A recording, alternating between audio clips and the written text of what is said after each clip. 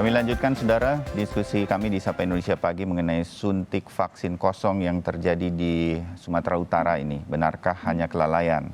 Masih ada Pak Daeng Muhammad Fakih, Ketua Umum PBID, ada Charles Honoris, Wakil Ketua Komisi 9 DPR RI, juga ada Heri Firmansyah, pakar hukum pidana.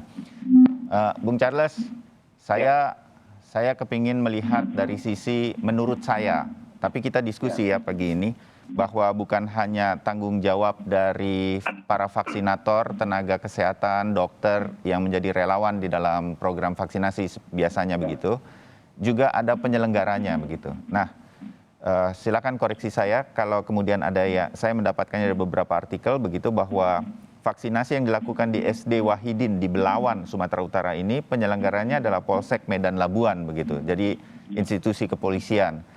Nah, yang saya baca kemudian bahwa Dinas Kesehatan menyelidiki, Dinas Kesehatan Pemprov Medan begitu melihat ternyata tenaga kesehatannya tidak di bawah mereka, dalam arti tanda petik ini seperti tidak meminta izin pelaksanaan vaksinasi ini dari Dinas Kesehatan begitu, tidak diketahui oleh Dinas Kesehatan. Bagaimana tuh bisa terjadi, Bung Charles? Dan bagaimana kemudian, apakah saya benar dalam logika saya ketika kalau terjadi sesuatu dalam penyelenggaraan vaksinasi, penyelenggaranya juga dong tolong ditanya, ini siapa nih? Kan dokternya apa segala macam, mereka yang mengundang gitu. Bung Charles, ini juga nanti akan dilihat? Ya, jadi gini, yang pertama memang biasalah ya kalau sudah kejadian seperti ini, para pihak lah saling melempar bola, saling melempar tanggung jawab. Sehingga saat ini misalkan Dinas Kesehatan mengatakan seolah-olah tidak ada izin ya. Koordinasi atau apa ya? Atau koordinasi. Padahal pengetahuan saya memang kegiatan vaksinasi seperti ini tidak akan bisa dilakukan tanpa adanya sebelumnya adanya koordinasi dengan Dinas Kesehatan. Karena tiker yang digunakan itu adalah tiker milik dari Dinas Kesehatan. Nah, tinggal apakah pemeriksaan atau pengecekan dilakukan terlebih dahulu oleh Dinas Kesehatan ini juga menjadi pertanyaan. Artinya ketika menyerahkan tiker kepada pihak penyelenggara vaksin, Dinas Kesehatan juga mungkin tidak melakukan pengecekan dengan seksama, sehingga mungkin dokter yang digunakan bukan dokter yang layak untuk menjalankan program ini gitu kan. Jadi ini semua punya tanggung jawab gitu. Yang kedua, apakah penyelenggara punya tanggung jawab? Ya pasti. Penyelenggara tentunya memiliki tanggung jawab untuk memastikan bahwa kegiatan ini berjalan dengan baik dan penerima vaksinasi itu juga bisa dilayani dengan baik gitu ya. Tetapi memang tanggung jawab adanya pidana misalkan atau adanya kesalahan dari sisi etika kedokteran itu ada pada si pelaku vaksinator. Ya. Oleh karena itu sekali lagi ya kami berharap ini harus diusut tuntas, dicari tahu motifnya sehingga yang melakukan ini bisa mendapatkan sanksi yang sepadan ya dari apa yang dilakukan. Karena sekali lagi saya sangat tidak yakin kalau ini adalah kelalaian ya. Dan mungkin bisa dicek juga selain anak itu beberapa anak lain yang mendapatkan vaksinasi kosong gitu. Jadi sekali lagi ini harus diusut tuntas lah. Tapi sekali lagi semuanya pasti punya tanggung jawab masing-masing dan mungkin ini menjadi momentum untuk melakukan perbaikan lah ke depannya. Saya rasa Kementerian Kesehatan juga harus mengeluarkan semacam panduan ya yang menjadi yang bisa digunakan untuk kegiatan-kegiatan vaksinasi di seluruh Indonesia dan nantinya akan harus diadopsi oleh pemerintah daerah, dinas-dinas kesehatan setempat dan sentra-sentra vaksinasi baik yang dilakukan oleh swasta, instansi pemerintah maupun oleh pemerintah daerah gitu. Ya, Bung Daeng, Pak Daeng berkaitan dengan tenaga kesehatan, terutama dokter ya. Kalau kita bicara ID, kenapa ID terlibat? Karena kebetulan dugaan yang dilakukan vaksinasi kosong di Sumatera Utara ini, di Medan Sumatera Utara adalah seorang dokter, makanya ID terlibat begitu. Tapi mungkin dari sisi koordinasi antara penyelenggara ketika mengundang relawan, baik dokter maupun perawat begitu, nah itu bagaimana agar kemudian penyelenggara bisa mengerti bahwa ini sudah orang-orang yang kemudian tidak akan menyalahgunakan profesinya. Bisa ini kemudian dilihat seperti itu, Pak Daeng? Iya, Mas Bayu, makanya tadi saya sampaikan di samping ada proses pemeriksaan dan sampai pemeriksaan hukum ya. Memang mencari akar masalah itu penting. Karena apa?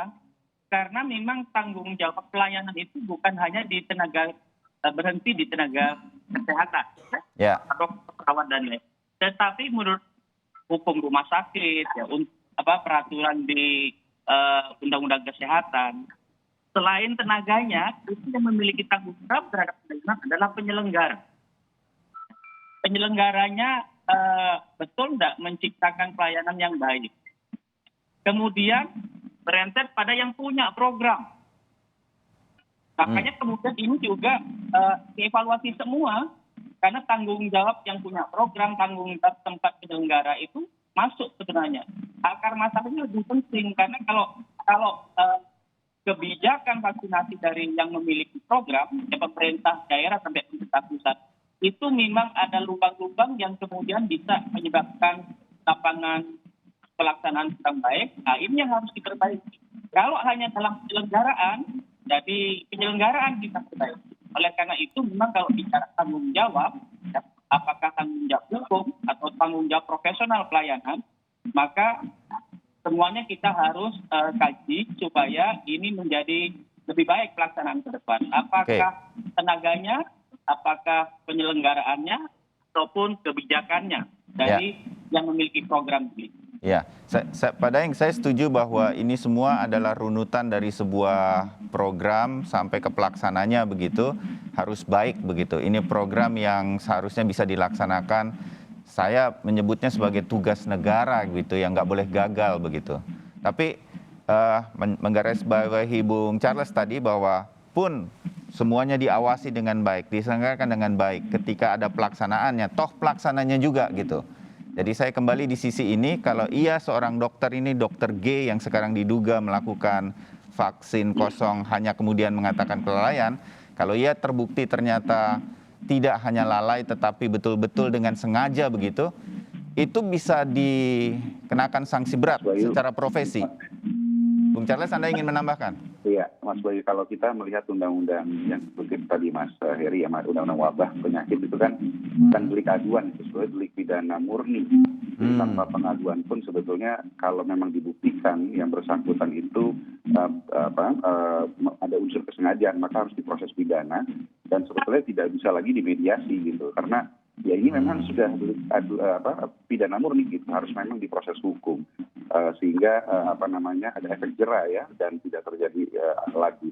Nah, kalaupun ada kelalaian, ini harus tetap mendapatkan sanksi ya, sehingga ke depan tenaga kesehatan yang memberikan pelayanan di bidang vaksinasi khususnya di masa pandemi ini bisa lebih hati-hati lagi, sehingga kejadian serupa tidak terulang lagi. Saya kebetulan punya anak seusia anak suntik ya, usia SD gitu ya, sehingga ini buat kami sebagai orang tua ya ini sesuatu yang tidak bisa diterima ya, dan ini sangat membahayakan keselamatan publik. Ya, makanya Pak Daeng, apakah kemudian ini saya secara awam begitu bertanya, kalau iya begitu nanti terbukti ternyata ada kelalaian secara etik begitu untuk profesi dokter, itu bisa dicabut izin dokternya begitu, dicabut izin prakteknya kalau memang praktek. Pak Daeng, bisa sampai ke sana? Iya, Mas Bayu, kalau kelalaian kita lihat, kalau kelalaian berat bisa dicabut, Mas Bayu. Tetapi kalau ada unsur kesengajaan, Mas Bayu, ya, ini kita serahkan ke pihak yang berwajib. Oke. Kita akan dalami apakah betul pengakuan hilaf itu terbukti memang hilaf, sehingga ada sanksi-sanksi, kalau di internal kami itu sanksi etik, sampai terberat adalah pencabutan izin praktek. Tetapi kalau ada indikasi kesengajaan, ini sudah ranahnya mungkin di kawan-kawan kepolisian. Akan tetapi Mas Bayu, sekali lagi ini, mencari akar masalah itu jangan sampai terlupakan, karena kita ingin juga tanggung jawab pelaksanaan vaksinasi ini tidak hanya di tenaga kesehatan, tapi penyelenggara, kemudian pemerintah yang memiliki program juga ikut memikirkan supaya hal ini tidak terjadi lagi. Jadi akar masalah di tenaga kita pikirkan, akar masalah di pelaksana kita pikirkan, akar masalah di kebijakan program ini juga kita pikirkan. Oke, saya akan kembali ke Bung Charles nanti berkaitan dengan itu semua, penyelenggaraannya bagaimana ke depan supaya aman. Tapi saya ke Mas Heri sebentar berkaitan dengan yang kita bahas. Mas Heri, baik pelaksananya, siapapun dia, apalagi vaksinatornya begitu ya, dan kemudian penyelenggaranya. Dari sisi hukum begitu, melihat apa yang terjadi di Medan Sumatera Utara ini, bagaimana Anda kemudian melihat agar ini semua menjadi pelajaran bagi semua pihak? Kita harus melihatnya seperti itu, seperti apa kalau dari yang berkaitan dengan kasus yang di Medan. Kebetulan nih penyelenggaranya juga institusi kepolisian begitu, yang sekarang sedang menanganinya juga mungkin. Mas Heri. Ya, kalau kita melihat kasus ini kan begini ya Mas Bayu ya, bahwa terjadi suatu penumpukan ya. Jadi ini bicara tentang masalahnya orang yang dikumpulkan di satu tempat. Maka ada dua hal yang diperhatikan dalam hal vaksinasi ini. Satu, masalah SDM-nya tadi. Dari mana dia berasal harus betul-betul dapat diverifikasi. Yang kedua, masalah pengawasan. Ini jadi bagian yang tidak terpisahkan dari hal itu. Terkait dengan penyelenggaranya, apakah kemudian bisa disanksi dan lain sebagainya. Nah, akan menjadi aneh kalau seandainya tidak ditetapkan dulu ini pidana atau tidak, kan begitu ya Mas Bayu ya. Oh, kasus yang bersangkutan, dokter yang bersangkutan tadi. Kalau seandainya ini diarahkan ke pidana, ya mungkin dapat ditelusuri lebih jauh dalam proses penyidikan nantinya. Apakah memang ada keterlibatan, ada unsur katakanlah penyelenggaraan yang lalai misalnya, atau hal-hal lain di luar dari itu dari proses penyidikan nantinya kan bisa mengatakan bahwa pihak penyelenggara pun dapat dipidana. Tapi pada prinsipnya memang pertanggungjawaban pidana itu sifatnya individu. Bahwa ketika seseorang melakukan satu kesalahan, unsur kesalahan itu unsur paling utama yang harus ada dalam suatu proses perbuatan pidana, maka itu dulu yang ditemukan. Kebetulan unsur kesalahan yang ada dalam pasal 14 Undang-Undang 4 1984 ini adalah dengan sengaja. Jadi sifatnya dolus, Mas Bayu. Maka ini memang harus dibuktikan apakah betul dengan kesengajaan tadi atau faktornya kelalaian. Kalau di luar dari kesengajaan tentunya itu tidak sesuai dengan adresat unsur dari pasal tersebut. Maka tadi mungkin ada proses-proses hukum pidana yang dapat ditemukan. Ya, dari keterangan terduga nantinya kemudian dilihat apakah dia bekerja sendiri atau bekerja sama dengan oknum panitia penyelenggara. Nah, hal semacam ini yang nanti akan berkembang, kita melihatnya. Kita mesti bersabar saja untuk menunggu ini diusut tuntas. Dimengerti Mas Heri. Nah, mungkin di bagian akhir Bung Charles, saya berpikir bahwa bagaimana nih caranya biar penyelenggaraan vaksinasi ini terutama untuk anak-anak begitu, usia SD yang kadang-kadang mereka ya sudah kayaknya udah disuntik begitu dan lain-lain. Bagaimana kemudian, apakah akan ada evaluasi, apakah akan ada SOP tambahan pengawasan, satu meja harus ada satu guru yang mengawasi, sehingga kalau mau ada vaksinator oknum begitu melakukan sesuatu nggak bisa dia lakukan. Haruskah begitu? Karena sekarang belum sampai di sana. Nah, apa yang akan dilakukan ke depannya? Ya, Mas. Jadi tentunya kami akan minta Kementerian Kesehatan untuk membuat SOP yang lebih detail terkait dengan pengadaan vaksinasi ya, pengadaan kegiatan vaksinasi. Saat ini kan memang yang membuka sentra vaksinasi bukan hanya pemerintah. Kita ketahui institusi lain seperti kepolisian, swasta, ya bahkan kami anggota DPR pun ikut melaksanakan kegiatan vaksinasi di lapangan. Sehingga ya tentu saja perlu ada satu SOP yang baku, yang detail, yang harus diikuti oleh penyelenggara termasuk oleh dinas kesehatan setempat. Jadi untuk diperjelas ya bahwa saat ini kegiatan vaksinasi itu tidak mungkin bisa dilakukan tanpa adanya koordinasi dengan pemerintah daerah setempat dalam hal ini dinas kesehatan. Nah, dinas kesehatan itu memiliki tugas harus melakukan pengecekan di lapangan terkait dengan tenaga kesehatan yang digunakan dan seterusnya. Jadi ini kami berharap nanti ke depan ya Kementerian Kesehatan mengeluarkan suatu SOP yang lebih jelas, tanggung jawabnya masing-masing pihak seperti apa. Di lapangan mungkin ada pengawasan tambahan ya sehingga kejadian-kejadian ini tidak terulang kembali lah gitu.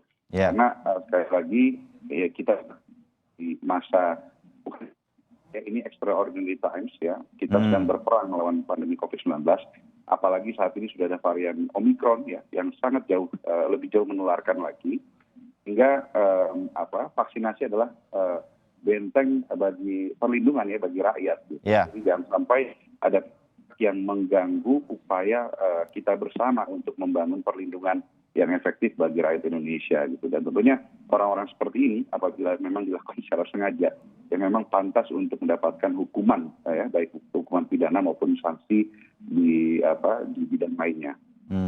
Ya, dimengerti.